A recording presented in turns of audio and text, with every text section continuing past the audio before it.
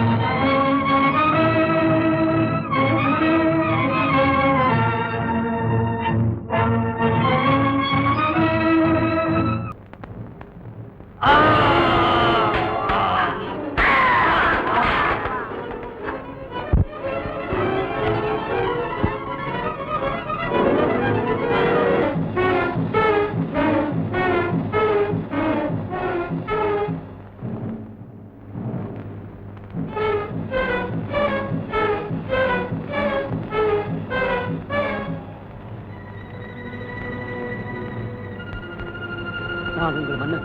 இந்த நாடு எனக்குரியது. ஆனால் நன்றி கட்ட மனித மிருகங்கள் கூட சில சமயம் பச்சோந்திகளாக மாறிவிடுகின்றன. பெரிய உண்மையை கண்டுபிடிச்சிட்டாரு. சரியான பைத்தியம். பைத்தியமா? நான் நாட்டின் பாதுஷாவிற்கா இந்த பட்டம்? என் வாழ்வையை பாழாக்கிவிட்ட பாதகா, என்னையும் சிறையில் அடைத்து பொதுமக்களின் கண்களையே மூடிவிட்ட நீ நீதியின் கண்களை மறைத்து விட்டாய் என்று நினைத்துக் கொண்டு நீதான் பைத்தியம், நீதான் புத்தி கெட்டவன், நீதான் ஏமாளி. என்னை நம்புங்கள், நானும் இந்த அமைச்சருக்கு விரோதிதான். நான் எப்படியாவது உங்களை விடுதலை செய்து விடுகிறேன். எத்தனையோ ஆண்டுகளுக்கு பிறகு இப்படி ஒரு குரலை நான் இப்பொழுதுதான் கேட்கிறேன். இழந்துவிட்ட எதையோ நான் திரும்பவும் அடைவது போல் என் இதயமே விரும்புகிறது. எனது விடுதலை முக்கியமல்ல, முதலில் இந்த நாடு விடுதலை அடைய வேண்டும். அதையும் என்னால் செய்ய முடியும். எனக்கு நண்பர்கள் நிறைய இருக்கிறார்கள் உதவி செய்வதற்கு. அது உன்னால் முடியாது. ஏன்? அந்த விஞ்ஞானி அப்துல்லா ஒருவனால் தான் முடியும். விஞ்ஞானி அப்துல்லாவா?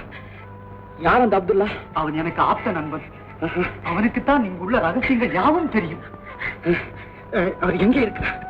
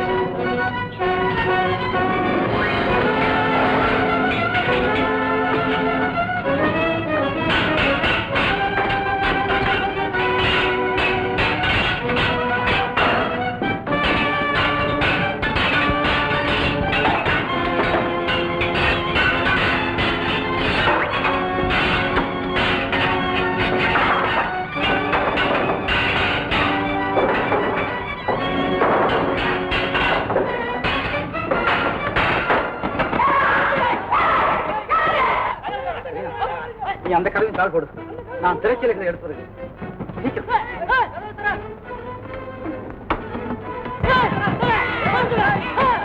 ஆதரே.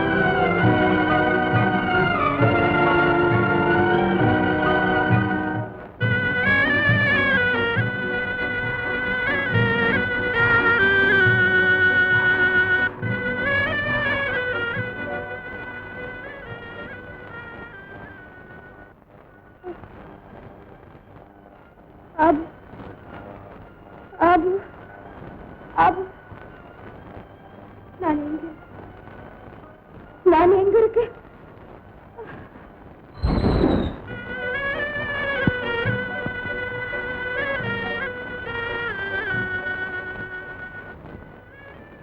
பயப்படாதேம்மா.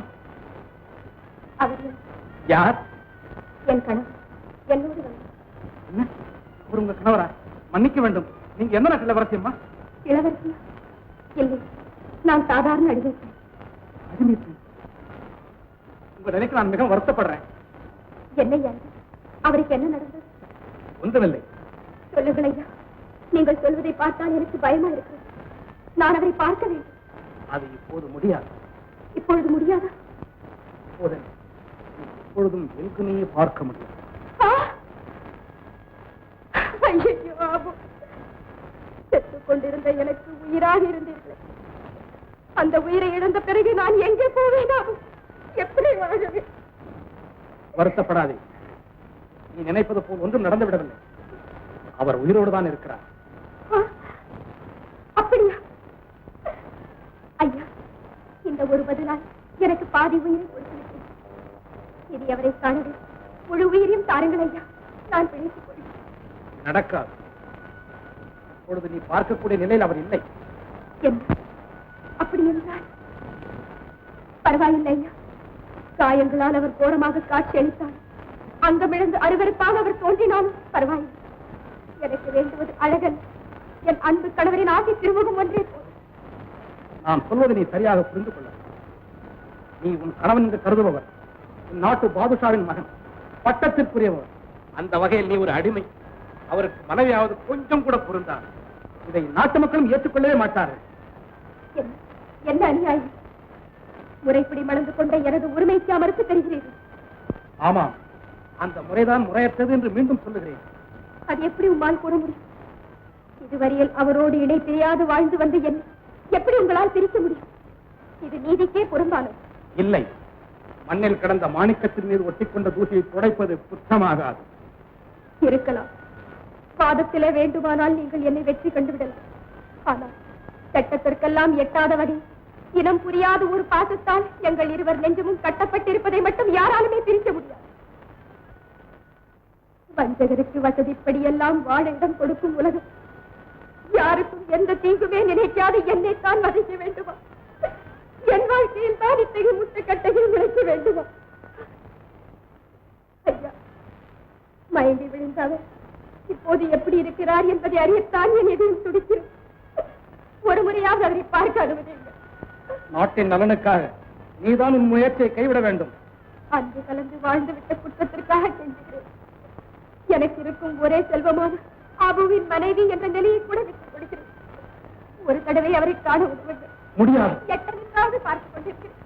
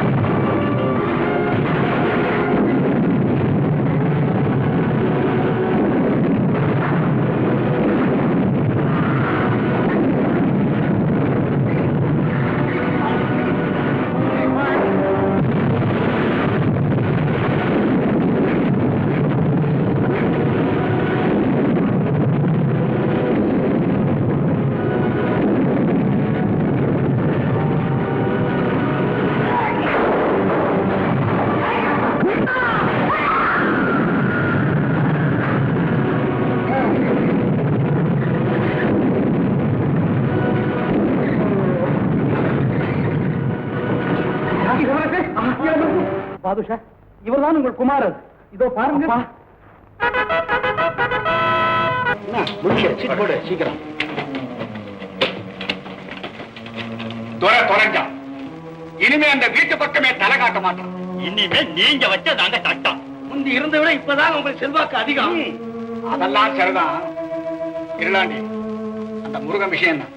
நானும் எவ்வளவோ முயற்சி பண்ணி பாக்குறேன், அவன் என் கையில கிடைக்க மாட்டேங்கிறான். ஏஜமா ஏன் ஏஜமா சும்மா முருகனை ஏன் நம்ம தேடிட்டே இருக்கீங்க? அவன் கிடைச்சான்னா என்னுடைய 10 லட்சமும் கிடைச்ச மாதிரி. எனக்கு சேர வேண்டிய தொகையை தரான். அந்த சோமநாதை ஏமாத்திட்டான். அதுக்கு நல்ல பலனை அடைஞ்சான். என்னுடைய பணத்துக்காக அந்த குடும்பத்தையே ஒழிச்சு கட்டவன் நான் தயாராயிட்டேன். ஏஜமா முருகனுக்கு இதுக்கு என்ன சம்பந்தம்? மடையா, முருகன் சோமநாதனின் கையாளா இருந்தவன். அவனுக்கு தெரியாம சோமநாதன் பணத்தை மறைச்சு வச்சிருக்க முடியாது. ஏஜமா இந்த தடவை முருகனை கொண்டு வர வேற நம்ம கிட்ட கொடுங்க. டேய், வாடா, வாடா.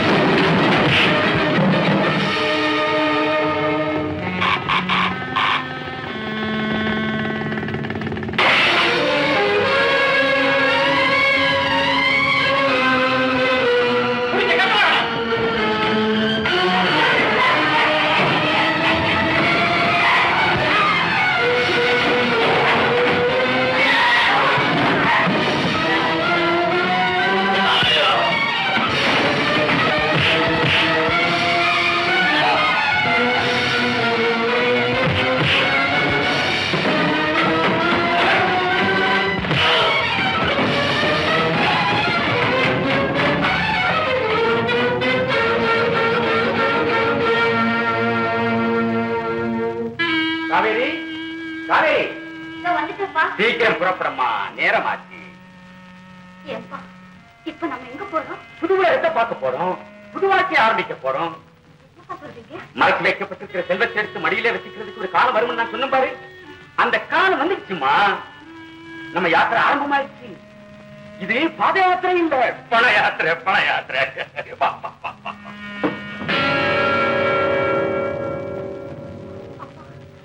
எனக்கு என்னவோ பயமா இருக்கு. பயப்படாத, பயப்படாத.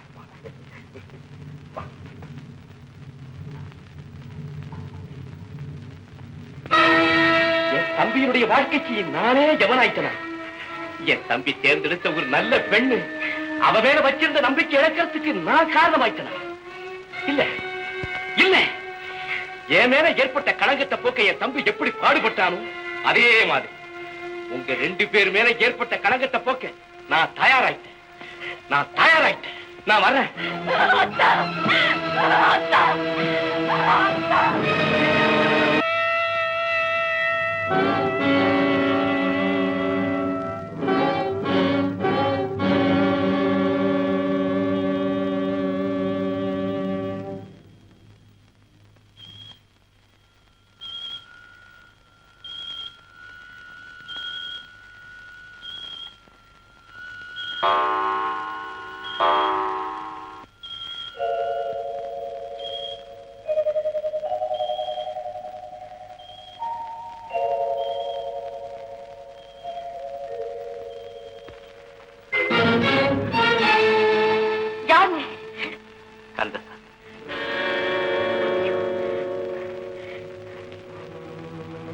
அம்மா, கொலை செய்யறதுக்கோ கொள்ளை அடிக்கிறதுக்கோ நான் இங்க வந்தேன். என் தம்பியுடைய கடங்கமில்லாத காதலை காப்பாத்த வந்திருக்கிறேன். உங்களை சூழ்ந்திருக்கிற சந்தேக இருளை போக்க வந்திருக்கிறேன். உங்களை பாக்குறதுக்கோ உங்களோட பேசுறதுக்கோ எனக்கு விருப்பம் இல்லை. தயவு செய்து போயிடுங்க. அம்மா, நீங்க படிச்சவங்க, பண்புள்ளவங்க, எதையும் சீர்தூக்கி பார்த்து ஒரு நல்ல முடிவுக்கு வருவீங்கன்னுதாமா நான் உங்ககிட்ட ஓடோடி வந்தேன். ஏதோ நான் உங்ககிட்ட சொல்றதையெல்லாம் சொல்லிட்டு போயிடுறேன். உங்க தூய்மையான உள்ளத்துல என் தம்பிக்கு எவ்வளவு பெரிய இடம் கொடுத்திருக்கிறீங்கன்னு எனக்கு நல்லா தெரியும். நான் மறந்து போன விஷயத்தை மறுபடியும் ஞாபகப்படுத்த வேண்டாம். அந்த வசதிக்காக என் வாழ்க்கையில ஒரு பயங்கர கனவு. இப்படி ஒரு தப்பான எண்ணம் உங்க மனசுல எப்படிமா வந்துச்சு? போதும், உங்களை எனக்கு தெரியும். அண்ணன் ஒரு கொலைகாரன், தம்பி ஒரு குணம் கட்டவன். நல்ல குடும்பம். நல்ல குடும்பம் தான், அதுல சந்தேகம். அண்ணனுக்கு குலகாரங்கிற பட்டம் வந்ததுக்கு காரணம் இது. தம்பி குணங்கட்டவன்னு பேரு வந்ததுக்கு காரணம் அண்ணனேதான். ஆமாம்மா, நான் தான்மா, நானேதான். அம்மா, உங்க அப்பாவை நான் கொல்லுறேன். என் தம்பி உங்ககிட்ட சொல்லி இருப்பானே, உண்மையான குற்றவாளி கிடைக்கிற வரைக்கும் தலைமறைவா இருக்கிற நான் வீட்டுக்கு வர்றது என் தம்பி விரும்புது. என் தம்பியினுடைய விருப்பத்துக்கு விரோதமா நான் அடிக்கடி வீட்டுக்கு வந்துட்டு இருந்தேன். ஏன் தெரியுமா? பாசமுள்ள என் அன்பு மனைவியின் முகத்தை பார்க்காம என்னால இருக்கவே முடியல. தலைமறைவா வாழ்ந்த நாள், தவிப்புகளோட நாட்களை கடத்திக்கிட்டு இருந்த என் மனைவியும் ஒண்ணு சேர்ந்தோம். மனித பலகீனமும் மன எழுச்சியும் ஒண்ணு சேர்ந்து சூழ்நிலையை தோற்கடிச்சிருச்சு. என் மனைவி பாக்கியம் கர்ப்பமான. உனக்கே அதிர்ச்சியா இருக்குதுல்ல, அது மாதிரிதான் என் தம்பி அதிர்ச்சி அடைஞ்சான். அண்ணன் தலைமறைவா இருக்கும் போது அண்ணி கர்ப்பமாயிட்டாங்களே, இத வச்சு அண்ணனை போலீஸ் கண்டுபிடிச்சிடுவாங்களே. உண்மையான குற்றவாளியை கண்டுபிடிக்கிறதுக்கு முந்தி அண்ணனுடைய உயிர் போயிட்டா ஐயோ அண்ணையும் செத்துடுவாங்களே, தன்னுடைய லட்சியம் சதிரிடுமே. என் தம்பி கலங்கனா கதர்னா, கடைசியில அண்ணனை காட்டி கொடுக்காம இருக்கணுமேங்கிறதுக்காக ஐயோ ஏமாயார நான் எப்படி சொல்லுவேன். உலகத்துடைய படிச்சுள்ள தானே ஏத்துக்கிட்டாமா, தானே ஏத்துக்கிட்டோம். உண்மையாகவா? என் தம்பியுடைய செய்கையில உண்மையாங்கிற கேள்விக்கே இடம் இல்லம்மா. உங்களுக்கும் என் தம்பிக்கும் ஏற்பட்ட தூய்மையான காதலை விடவா என் உயிர் பெருசு.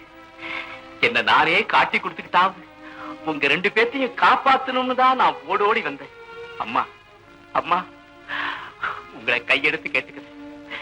இனிமேலாவது என் தம்பியை நம்புங்க.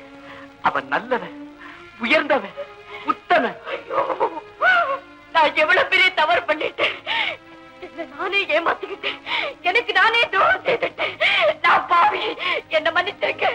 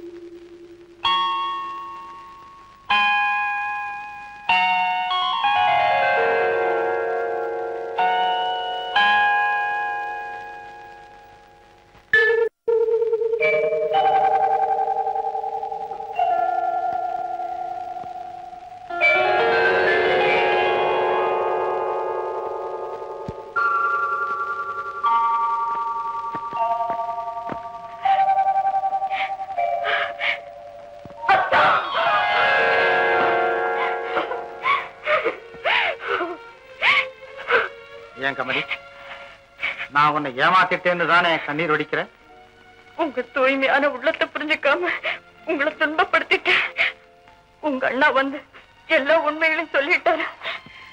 என்ன, எங்க அண்ணன் இங்க வந்தாரா? ஆமா, அவர் வந்துதான் என் கண்ணை திறந்து வச்சாரு. அவர் தான் உங்க தியாகத்தை எடுத்து சொன்னார். அக்காவை பத்தி தவறா நினைச்ச என்ன நீங்க தான் மன்னிக்கணும், நீங்க தான் மன்னிக்கணும். கமலி, நடந்ததெல்லாம் நான் எப்போ மறந்துட்டேன், நீ மறந்து. என் அண்ணனை நான் வாழ வச்சு தீரணும். அதுக்கு நான் என்ன செய்யணும் சொல்லுங்க. உங்க அப்பாவுடைய ரகசியத்தை நான் பார்க்கணுமே. இவ்வளவுதானே, வாங்க.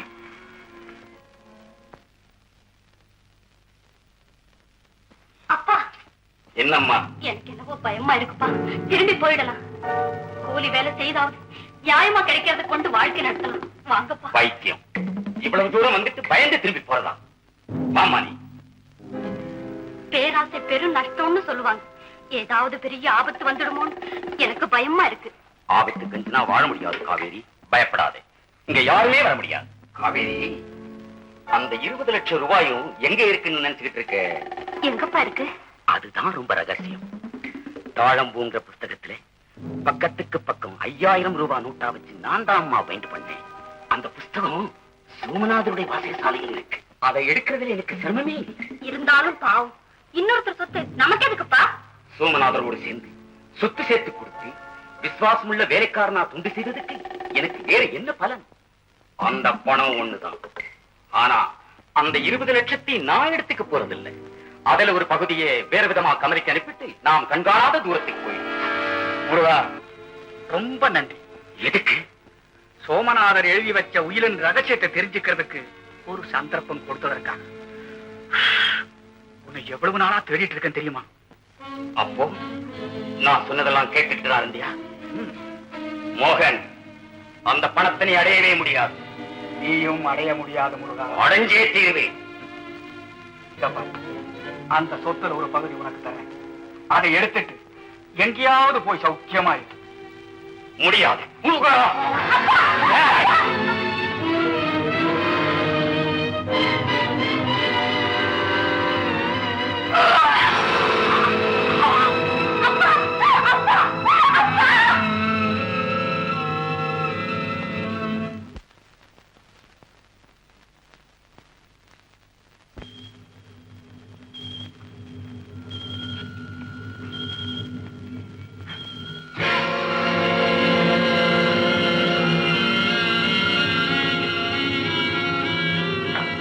கொலை நடந்திருக்க?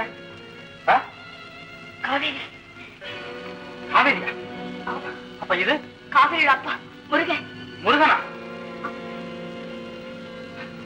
அவங்களுக்கு உயிர் தாக்குறது.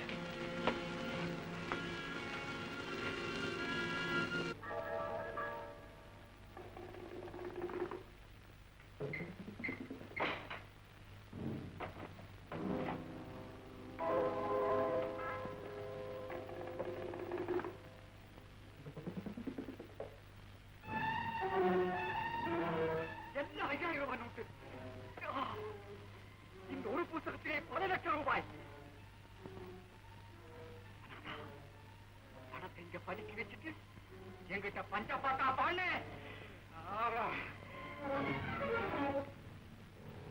யாருக்கும் உரிமை கிடையாது.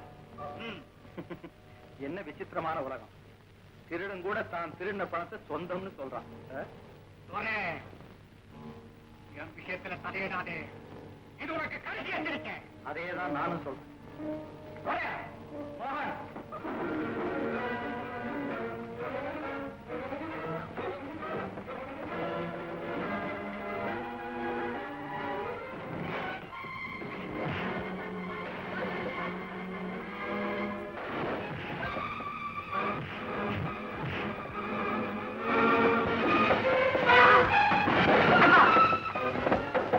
முத்து செத்துறாங்க.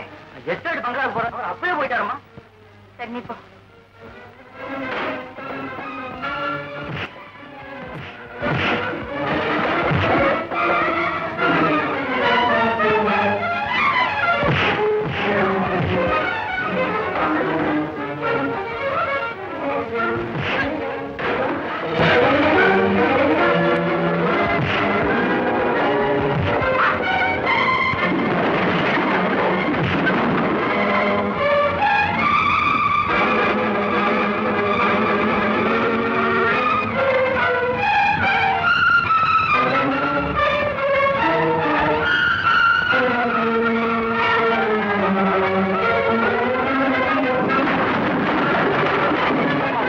பணம் எல்லாம் இதுதான் இருக்கு. நீங்களும் வாங்க. சொன்னா கேட்போம்.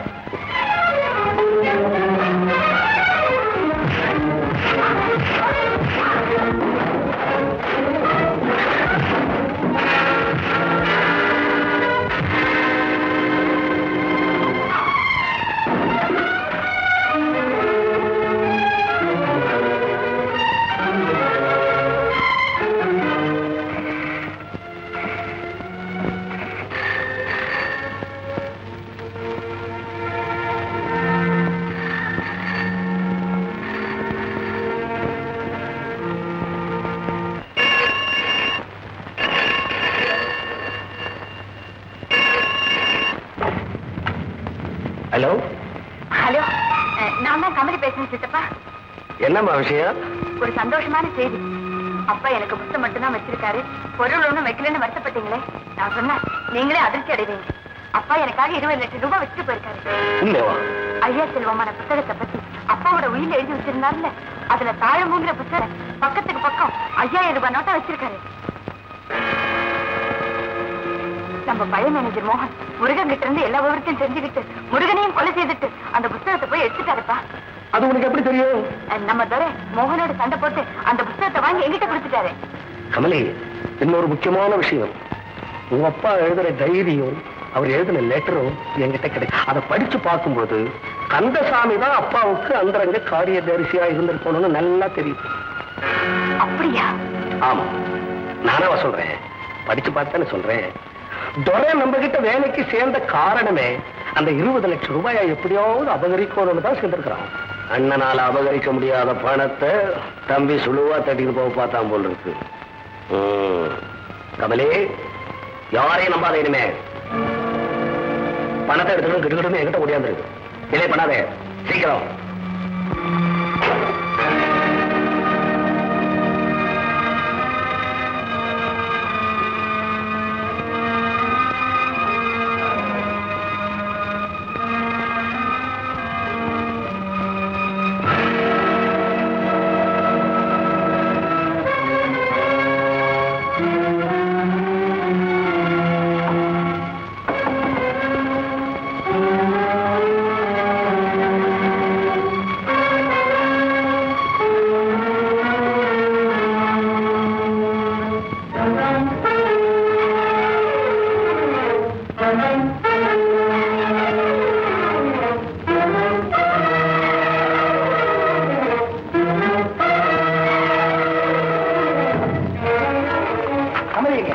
அவங்க சித்தப்பா தேடி எஸ்டேட் பங்களாவுக்கு போயிருக்காங்க.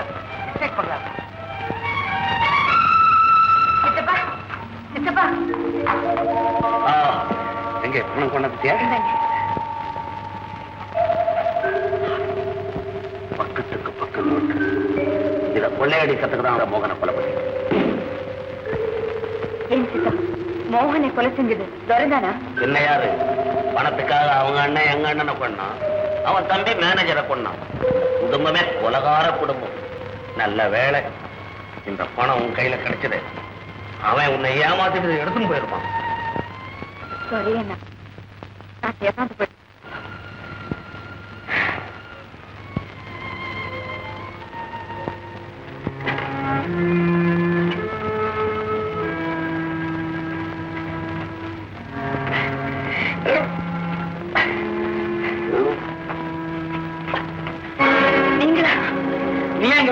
அதற்கட்டும் நீங்க எப்படி இங்க வந்தீங்க? உங்களை யார் கட்டி போட்டது? சித்தப்பா, சித்தப்பா.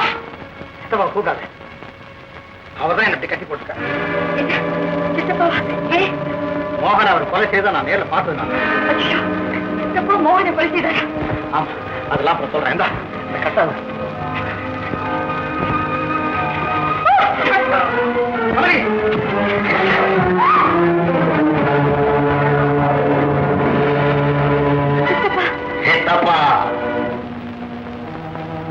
பசு மாதிரி இருந்தவன் இன்னைக்கு புலி மாதிரி ஆயிட்டானேன்னு பாக்குறியா? என்னைக்குமே நான் புலிதான். பணத்தை அடையத்துக்கு பசு மாதிரி நடிச்சேன். பணம் வந்தாச்சு, புலி ஆயிட்டேன். மோகனுடைய ரத்தத்தை குடிச்சிட்டு வந்து நிக்கிறேன். சொல்றது பார்த்தா அப்பாவுடைய கொலைக்கு கூட நல்லா புத்திசாலி. உங்ககிட்ட உண்மையை சொல்றல எனக்கு என்ன பயம்? என்ன டிஎஸ்பியா, டிபியா, ஐக்கியா, டிஐக்கியா? ஒப்பனை பண்ணலாம். யார்? உங்க அப்ப அரசாசம் இல்லாம நம்புன்னு ஆக்கிட்டான். அதே நேரத்துல அத்தனை பணத்துக்கு நான் அதிபதி ஆகணும்னு திட்டம் போட்டுதான் உங்க அப்பனை தீர்த்து கட்டேன். உனக்கு கொஞ்சம் கூட ரத்த பாசமே இல்லையா? ரத்தமாவது பாசமாவது எனக்கு வேண்டியது பணம் ஒண்ணுதான். அதுக்காக உங்க அப்பனை மட்டுமில்ல, எங்க அப்பனா இருந்தாலும் கொல்லுவேன். நான் இந்த இடத்தை விட்டு வெளியேற வரைக்கும் சத்தம் போடக்கூடாது, சுட்டு கொண்டுடுவேன். இவளை அந்த அறையில கட்டி வை. என்ன சித்தப்பா? எடுத்துப்போ.